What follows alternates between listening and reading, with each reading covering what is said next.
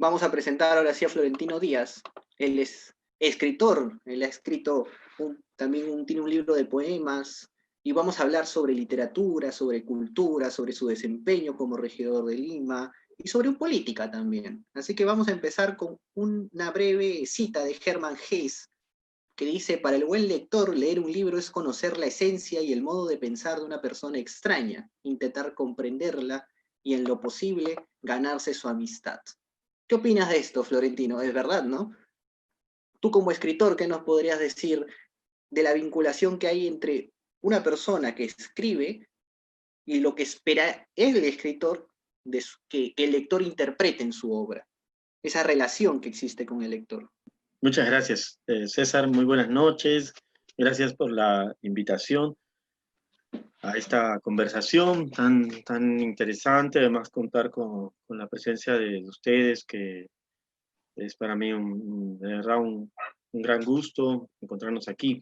Bueno, con respecto a esta relación entre el autor y el lector, es siempre una relación misteriosa, ¿no? Porque nadie sabe de alguna manera cómo la obra, pues esa obra escrita, ¿no? Esa obra también visual, o esa obra sonora, o esa obra performática, va a desplazarse y va a llegar a alguien, ¿no? O a un grupo de personas, pero cada persona, la subjetividad de cada persona es algo misterioso, es algo que ni la propia persona ni nosotros mismos conocemos todas nuestras facetas, ¿no? Y muchas veces podemos responder a ciertas situaciones de una manera que nosotros ni siquiera lo esperábamos, ¿no? Y en ese sentido, somos y constituimos también un misterio. Y esa posibilidad de vivir el misterio, los misterios precisamente no están para revelarlos, ¿no? Los misterios están para vivirlos y aprender de ellos, ¿no? Yo creo que uno de esos misterios también constituye el encuentro entre un libro y un lector, ¿no? Y eso es bien interesante lo que plantea Hermann Hesse, en ese modo tan de él, de Hesse, como por ejemplo en sus obras Lobo Estepario, o El juego de Avalorios, ¿no? O Bajo las ruedas. Estoy recordando esta colección de cuentos, tú que eres un narrador, César, de pronto ahí los habrás visto. Tiene creo que el encuentro más hermoso es cuando el lector se está volviendo, el autor se está volviendo su propio lector, ¿no? A la hora de escribir, a la hora de crear, ¿no? Hay un desdoblamiento, hay un yo que escribe y hay un yo que se lee, se gusta, se disgusta, se acompaña, es riguroso, no lo es. Por Eh, ejemplo, Borges decía que a veces cuando un escritor se sienta a redactar un cuento, por ejemplo, tú conoces el principio y puedes conocer el final, pero tú no sabes lo que hay en medio. A veces cuando uno está escribiendo algo, no sabe lo que puede venir después o la historia que vas a contar. Entonces, ¿tú crees que desde la posición de escritor esa es la magia de la literatura, que a veces ni el mismo escritor sabe lo que va a escribir? ¿Tú qué piensas de eso? sí, así es. O sea, realmente, César, yo considero que nosotros al habitar este universo, ¿no? Habitamos un universo que ni los propios científicos llegan a conocer, ¿no? Ahora que la ciencia es tan eh, valorada, ¿no? Tan divinizada, por decirlo así, y desde los discursos de la ciencia se realizan una serie de acciones que luego, con el pasar de los años, de las décadas, este, termina uno dándose cuenta que no eran realmente las mejores opciones. Sin embargo, la humanidad ha apostado y apuesta por la ciencia tal como la concebimos en estos momentos, ¿no? Y en ese sentido, eh, vale decir que también, ¿no? También una posibilidad en nuestra irradiación creativa es que nosotros al no conocer el universo donde nos encontramos, pues evidentemente deseamos conocerlo, ¿no? Pero también de alguna manera existen posibilidades que no controlamos. Engáñese aquel que piensa que controla lo que ve o lo que vive. Como decía alguien, decía que no sé si era John Lennon o se lo habrán atribuido ahora que atribuyen a un montón de personas frases que no son de ellas, pero la vida es eso que sucede mientras haces planes, ¿no? Yo creo que la obra es eso que sucede, que el autor se permite, y ahí está el talento, la disciplina, el esfuerzo y la perseverancia del autor, de saber cómo permitir eso, ese acontecimiento que no es de él o de ella, que es que nos trasciende, que es algo que pasa a través nuestro. Somos intermediarios de la obra. No es mi obra, es la obra que nosotros intermediamos, y nuestro entrenamiento está en saber cómo intermediar aquello que es del cosmos, ¿no? Aquello que es del universo, aquello que es ni siquiera solamente de la humanidad. Porque cuando yo en estos momentos estoy conversando contigo, estoy produciendo un sonido, una vibración, que no solamente influye y afecta a tu ser o a mi ser, sino que como sonido, como vibración, está realmente influyendo en todo lo que está a nuestro alrededor. En ese sentido, es así, ¿no? De arte y literatura. Se dice mucho que en el Perú el arte está muy descuidado. ¿Compartes esa opinión? Yo, bueno, desde la perspectiva que tengo, he visto que mucha gente a veces piensa que el arte es para un pasatiempo y a veces creen ese tipo de cosas cuando no es así. Cuando un país tiene arte y tiene ciencia, es un país más instruido. Desde tu posición como escritor también, ¿cuál es la valoración que se le da al Perú con respecto al arte? Bueno, fíjate que el Perú tiene una dimensión artística verdaderamente muy grande, ¿no? Yo cuando he estado en China, por ejemplo, la admiración del pueblo chino por por la cultura y la tradición milenaria del Perú es muy grande. Cuando he estado en Alemania y estaba con los alemanes allí en una suerte, bueno, de compartir, de experiencias, también la valoración del arte, sobre todo también del arte milenario, andino, el arte de las cosmovisiones amazónicas, del arte ancestral. Es una admiración muy grande, ¿no? Hay una valorización por parte del mundo de el legado milenario del Perú. Sin embargo, yo creo, coincido contigo, de que ya en la práctica, en la cotidianeidad, nos falta todavía mucho, a pesar de grandes esfuerzos que hay. Yo soy testigo, yo me considero, bueno, una persona que trata de intermediar el arte, pero ahora estoy en la parte también de la gestión, de la legislación y la fiscalización, porque mi función no es administradora, sino como regidor, mi función es legislativa y normativa bueno, fiscalizadora. Y en este lado en el que me encuentro también ahora, puedo observar cómo, de verdad, o sea, hay gente que está trabajando, ¿no? Tanto en las gerencias de cultura, educación, en muchos aspectos, de muchos gobiernos locales, regionales y centrales, tratando de activar esto. Pero ¿qué pasa? Que necesitamos en realidad una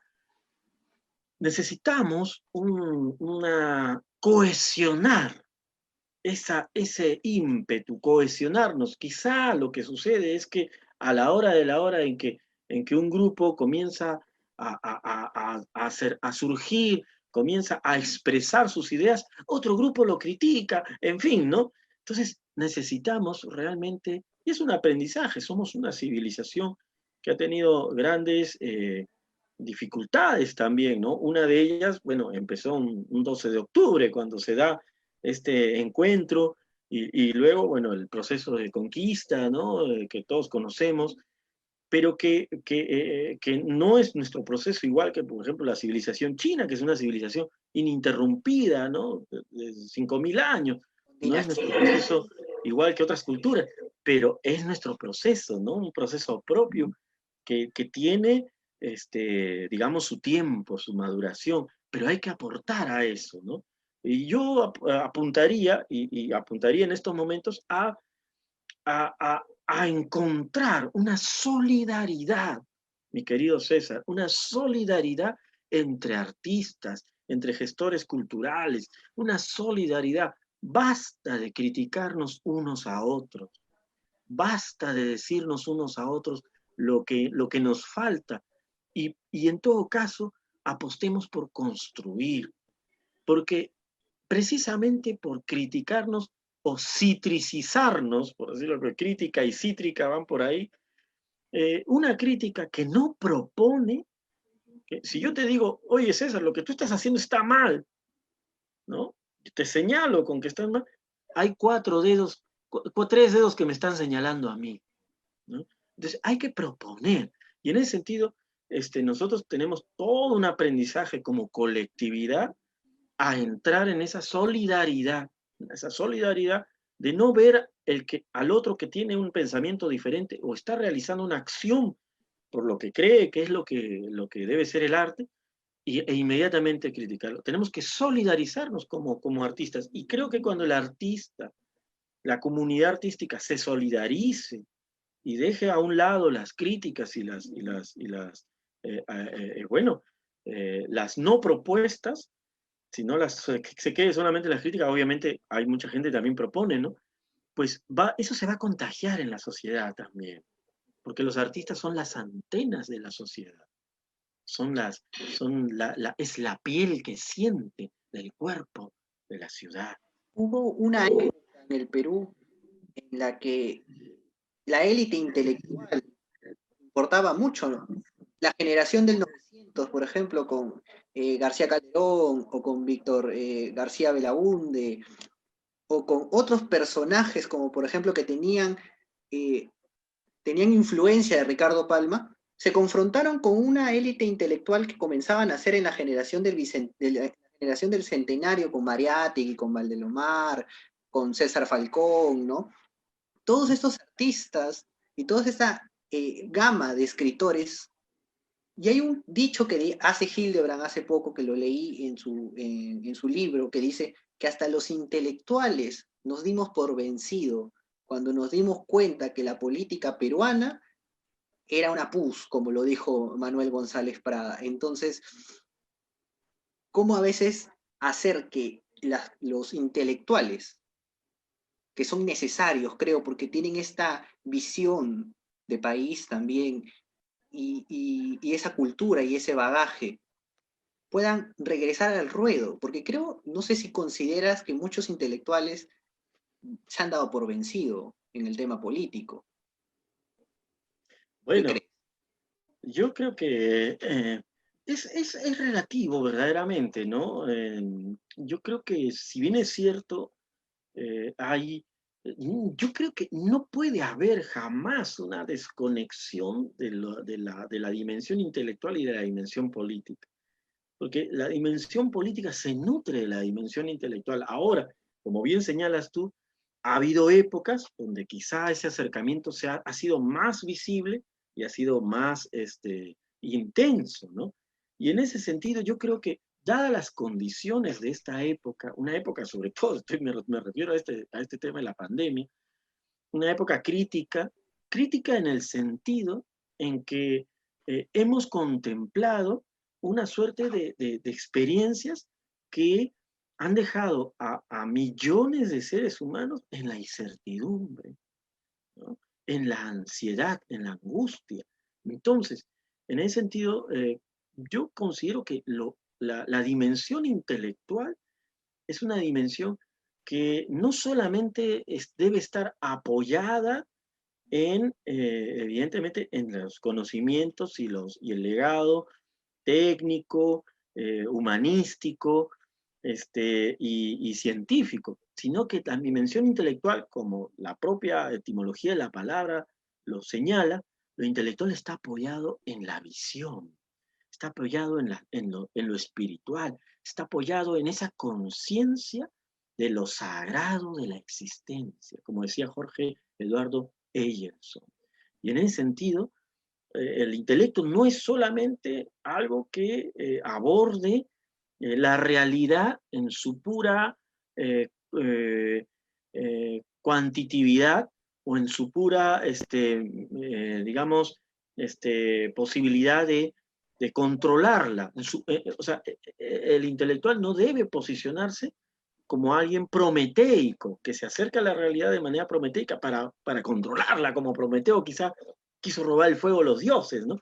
Sino también hay que acercarnos a la realidad, y en ese sentido para mí lo intelectual toma su verdadero nivel cuando también asumes, no digo que hay que desdeñar lo otro, no, lo otro tiene que estar ahí, pero hay que asumir también la postura órfica, la postura en la que yo me encuentro poéticamente con la realidad, con la vida.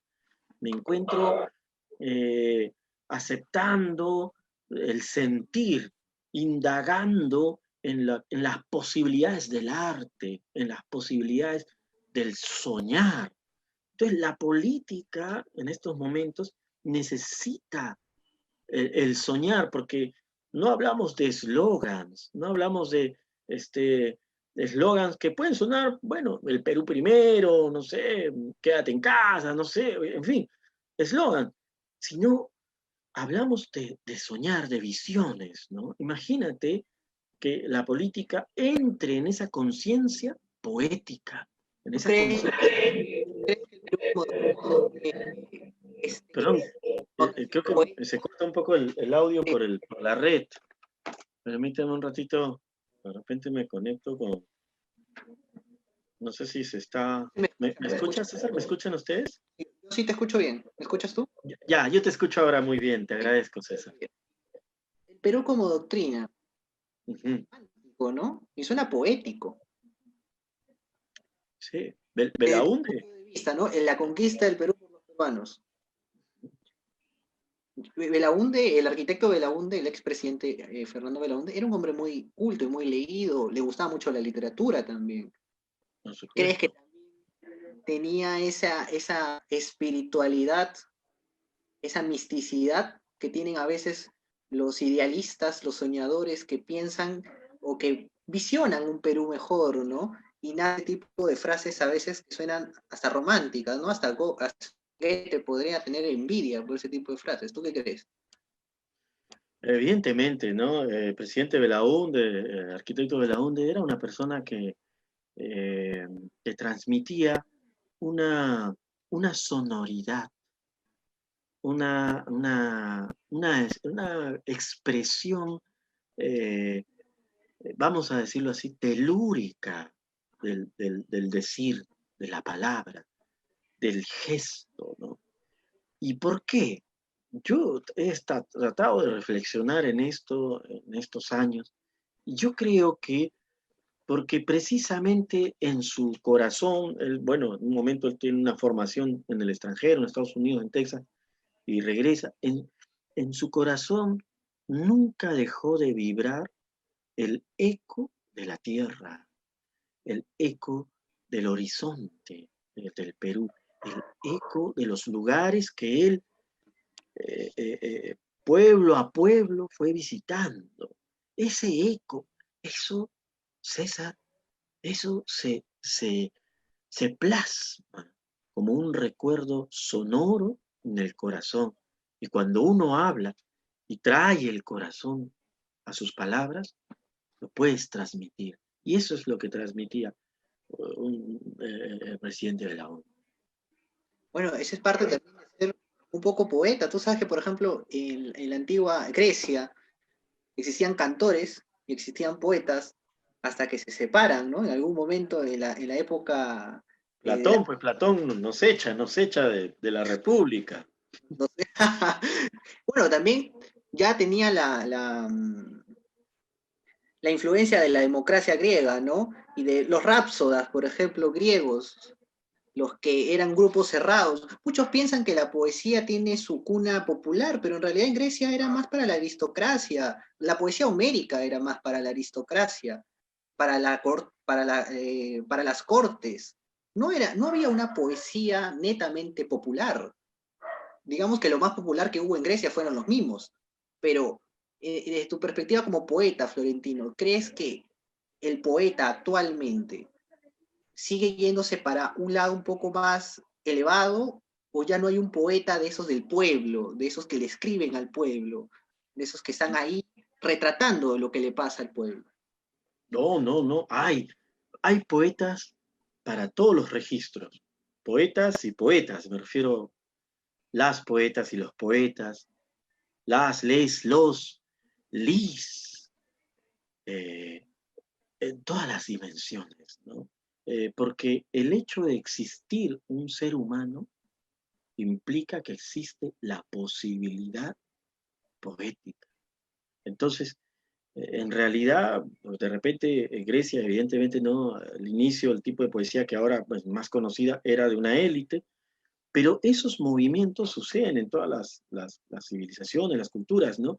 Eh, por ejemplo, estoy pensando en el tango, ¿no? En Argentina era una música que era escuchada, era una música, pues, marginal, por decirlo de alguna manera, ¿no? Era escuchado, y luego fue encontrando este, asidero en élites, ¿no? Que iban también enriqueciendo con sus propias miradas, ¿no? La dimensión del tango, hasta encontrar de repente un tango como el de Astor Piazzolla, ¿no? O por ejemplo acá, pensando en la música peruana, ¿no? El yarabí, que es una composición que empieza pues en uno de orden popular, ¿no? Un canto a la amada, y que luego se va sofisticando, ¿no? Al punto que de repente, por ejemplo, pienso en mi padre, el compositor Jaime Díaz Orihuela, cuando realiza el concierto para quena y orquesta, ¿no? Un concierto único en el mundo, un concierto para quena, ¿no? Para el instrumento de la quena, y una orquesta sinfónica. Y hay un pasaje que es un yarabí, pero llevado a la instrumentalización, la orquestación bueno, de la música académica, ¿no? Entonces, y también hay música académica que piensa en la Quinta Sinfonía de Beethoven, ¿no? Que de repente tú lo escuchas en el claxon, ¿no? En un claxon, ¿no? Alguien está haciendo un claxon con la quinta. Entonces, todo es un ir y venir, César. Lo que está arriba, luego estará abajo. Lo que está abajo, luego estará arriba. Es La así, ¿no? política también es así. A veces estamos ¿Ah? abajo, a veces estamos arriba. La política también tiene mucho de eso. A veces Sí, estamos abajo, sí. a veces estamos arriba. Pero para terminar de hablar de literatura y meternos de lleno al tema político, dentro de la literatura peruana, si tú tuvieras que elegir a dos escritores que hayan influenciado en tu vida de escritor, ¿a quiénes elegirías? Bueno, mira, hay escritores, yo elegiría escritores que han influido en mi vida, hay muchos, de verdad, ¿no? Hay bastantes, desde Dime dos, mis amigos cercanos. dime dos peruanos que hayan Mira, influido en ti. pienso, por ejemplo, pienso mucho en Eyelson, yo pienso mucho en Eyelson, pienso en encuentros, ¿no? Con su poética, pienso también una escritora también que me gusta, cómo, cómo hace, ¿no? Cómo entra en esta dimensión de lo poético, pero que no es, eh, digamos, no es propiamente no es propiamente un poeta, ¿no? Es un escritor que es más bien un filósofo, ¿no? Y es Mariano Iberico, ¿no? Un filósofo poético, cuya prosa pues, es muy hermoso. Pienso también una persona que a mí me influye bastante por su sentir y su expresión en las conversaciones. Pienso en una filósofa poeta como es Carmen Germán Palacios, ¿no? Que he tenido el honor de entrevistar también hace algunas semanas en un programa de entrevistas, ¿no? Eh, Pienso en escritores ya que tengo el gusto de reencontrar ya presencialmente, o sea, de conocerlos en persona, porque he leído sus libros antes, este, por ejemplo, las maravillosas entrevistas y luego su libro de poesía de Claudia Posadas, ¿no? Poeta mexicana y una gran estudiosa y periodista cultural de México, y así, ¿no? Entonces, eh, pero encontrándonos, por ejemplo, Blanca Varela, ¿no? Una poética misteriosa. Martín Adán también influyó en ti. José Watanabe, César Moro, y de Almodovar. los colegas, de mis amigos, ¿no? Pienso en David Novoa, pienso en Enrique ¿Salazar Bernales, Bondi te gustaba? ¿ah? Salazar Bondi. Salazar Bondi. Por supuesto, ¿no? Los dos, ¿no? Augusto y Sebastián, ¿no? O sea, el filósofo y el escritor, ¿no? Hay una Los anécdota hermanos. que Vargas Llosa cuenta en el libro de Pez en el agua, de Salazar Bondi, que él se quiso acercar y tenía miedo porque lo admiraba mucho. Y muchos años después, cuando lo encuentra Salazar Bondi, le dice, oye, tuve miedo en acercarme y conocerte, ¿no? Esas anécdotas que hay a veces entre escritores a los que tú admiras y después te vuelves sus amigos. ¿Te ha pasado? Sí, sí, por supuesto, uno siempre tiene un temor, ¿no? Eh, es que como tú empezamos, ¿no? Tú te acercas al libro y hay un misterio. Y es como un ser que tú quieres mucho y a veces no quieres decepcionarte. De repente conoces al escritor y el escritor pues no es lo que tú te habías imaginado. Y está bien que no lo sea.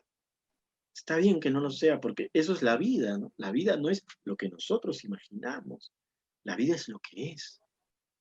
Y necesitamos afrontar y abrazar el acontecimiento de la realidad y, e imaginar a partir de ahí. Faulkner decía que un escritor necesitaba tres cosas y hasta a veces solamente necesitaba la imaginación, ¿no? Y puede ser que un escritor solamente necesite la imaginación para crear historias. Pero bueno, Sí, bueno, yo creo que necesitan la imaginación. Necesita un escritor, como todo ser humano, necesitamos la imaginación, necesitamos amar, ¿no? Dejarse amar. Necesitamos también, sobre todo, solidarizarnos, arriesgar. Necesitamos la valentía, César. Hay que ser valientes. Son tiempos en que hay que entrar en la valentía de expresar tu sentir sin, obviamente, digamos, crear o no respetar a los demás, ¿no? Obviamente. claro. Bueno, ahora sí entrando al tema político. ¿Cuáles son las propuestas que tú estás llevando a cabo como presidente de la Comisión de Educación y Cultura en la municipalidad? Había estado viendo que hacen talleres de lectura, hacen talleres de... Cuéntanos, ¿qué otros talleres hacen? Lo estaba más o menos revisando, pero quiero que tú los comentes. ¿Qué Bueno, están haciendo desde la mira, yo comisión? la verdad, como presidente de la Comisión de Educación y Cultura, tengo la alegría, la gran satisfacción de ser parte, ¿no? Porque me toca ahora esta responsabilidad de presidir, pero es una responsabilidad de articular los talentos y las manifestaciones espirituales y de acción de los miembros de la comisión, mis colegas regidores, de los cuales yo aprendo muchísimo día a día y que son seres extraordinarios, ¿no? La regidora Claudia Fajardo, la regidora Gloria González, la regidora Lady Becero, la regidora Rosario Payet, el regidor Ian Guimaray, el regidor Carlos Granda, el regidor este, Johnny Velarde, eh, el regidor Felipe Berni, ¿no? Un líder también acciopopulista, ¿no? Yo tengo mucho respeto. una persona de mucha experiencia, tantos colegas, ¿no? No sé si se me está escapando a alguien de la comisión, porque la verdad que me da mucha emoción. Hoy día hemos tenido sesión de comisión, mi querido César, y hoy día hemos, por ejemplo, estamos, y quiero aprovechar este momento para decirles que vamos a pronunciarnos para apoyar la recuperación de estos inmuebles a partir de una propuesta de articular con los propietarios, porque son inmuebles privados, no son inmuebles ni del Estado ni del municipio, pero para articular hay que recuperar los inmuebles como el edificio que está en Quilca con la Plaza Martín, ¿no? Eh, Hay que recuperar, por ejemplo, el buque, hay que recuperar la casa G, la quinta Jerem, hay que recuperar espacios, ¿no? Entonces, hoy día, bueno, y hay que hacer incidencias para que, bueno, también la dimensión de la empresa privada pueda, pues, también colaborar, pero tiene que ver la actitud clara y dispuesta de la, digamos, de la impronta política que somos nosotros, ¿no? Eso tiene que Como ver con el plan, mm. eso tiene que ver con el plan maestro del Centro de Lima. El plan maestro es un plan que está diseñado efectivamente para tener esta recuperación, pero como te menciono, hay inmuebles que no son pues de la municipalidad, ¿no? Entonces, hay inmuebles que necesitan más bien una articulación. Nosotros fungir como mediadores, como promotores y crear esas acciones que permiten. Eso es uno. Pero por otra parte, te menciono, ¿no?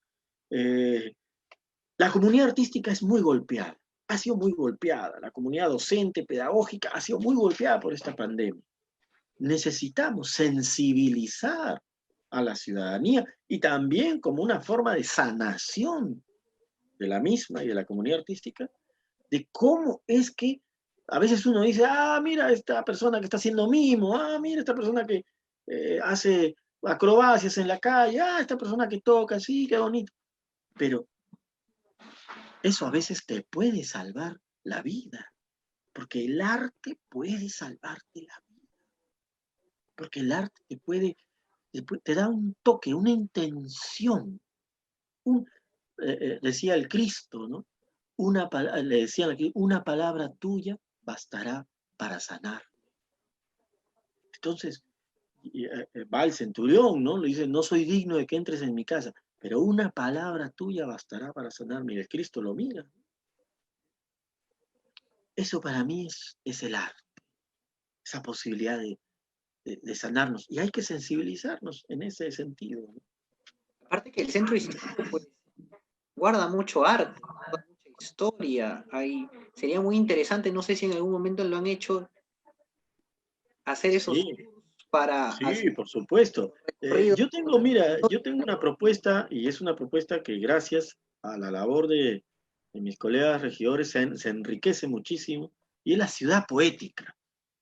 Y hoy día mencionaba precisamente mi colega regidor, presidente de la Comisión de Asuntos Económicos y también ex presidente también de la comisión que ahora yo presido, de Cultura, Educación, regidor Ian Guimarães, y mencionaba esto, ¿no? Que tú acabas de tocar.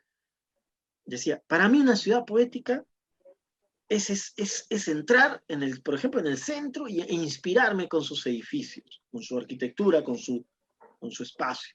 Por ejemplo, escribir una historia de la faltriquera del diablo, donde estuvo la faltriquera del diablo, ¿por qué no? Por ejemplo, ¿no? O sea, ir por los lugares. ¿Cómo hacemos para que en San Juan del Lurigancho, en Villa El Salvador, en Los Olivos, en Comas, en San Martín de Porres, en Magdalena, cómo hacemos para que en todos los distritos articulemos con las respectivas autoridades locales para que creemos una suerte de plan, no de plan, sino de conciencia? Porque, ok, están los planes, y los planes son sumamente importantes. El plan es el cómo hacerlo, pero primero hay que pensar en qué hacer. Y esa es la conciencia, esa es la visión. Cuando tomas conciencia, ¿no? Imagínate una persona que está enfrascada en una acción repetitiva, compulsiva, un vicio. y de repente toma conciencia y se da cuenta que ese no es su destino, no es su camino. Pues ahora viene el plan. Pero primero es la conciencia. Y hay que generar esa conciencia de lo poético, que puede ser nuestra vida. Hemos venido, César, a este mundo a vivir un paraíso de convivencia y lo hemos convertido en algo muy lejano a ello. Volvamos a esa conciencia de convertir nuestra vida en un paraíso de convivencia. Eso es el sentido. Ok. Bueno, y con respecto a tu trabajo como regidor, también continuamos con el tema. ¿Cuáles son las propuestas que se vienen a futuro, aparte de esta? ¿Hay algún programa más? Algo de Lima Ley, creo que vi por ahí. Sí, mira, ayer acaba de terminar la quinta Feria Metropolitana del Libro Lima Lee, una feria espectacular, ha sido virtual, pero también con elementos presenciales para que la gente adquiera, tenga su libro, en fin, conferencias, talleres, una serie de cosas. Viene, bueno, continúa, ¿no? Porque es una labor que viene realizando la Gerencia de Cultura, continúan las labores de apoyo, de difusión, de convocatoria, para que los artistas puedan promocionar su arte a través de los medios virtuales. Dicho sea de paso, que recibió una premiación de la UNESCO, organismo internacional. La UNESCO premió a la gerencia por las prácticas óptimas durante el confinamiento, ¿no? Prácticas a los artistas. Por otra parte, Lima Te Cuida, ¿no? Que es un programa que está buscando atender las necesidades bueno, de los ciudadanos más vulnerables, ¿no? Entonces, ¿qué es lo que viene? Querido César, viene la continuidad de todo esto, importantísimo, no dejar, no desfallecer en esos esfuerzos, y viene también la posibilidad de que nosotros entremos, por ejemplo, en una conciencia de Lima como ciudad sostenible, ciudad saludable. Hay una mesa en este momento de trabajo de salud mental tan importante en estos momentos. Viene también eh, una repotenciación de los bibliometros, vienen muchas cosas, viene también, por ejemplo, la posibilidad de normativizar, de legislar un proyecto en la que se promocione la creatividad ciudadana, ¿no? Que las personas puedan contar sus historias, puedan transmitir lo que sueñan. Hay que transmitir lo que soñamos, hay que soñar, decía Federico García Lorca, desdichado del que no sueña, porque nunca verá la luz. Hay que soñar. ¿Y cómo impulsamos para que la gente siga soñando? Porque a veces cuando uno quiere soñar es porque tiene que leer. Yo creo que la lectura abre mucho la mente y te permite soñar. A veces cuando uno lee un libro, se va a un mundo paralelo, se introduce en la historia y comienza a soñar. ¿No te parece Sí, que la lectura es una buena manera de hacer que la gente comience ese sueño inalcanzable a veces?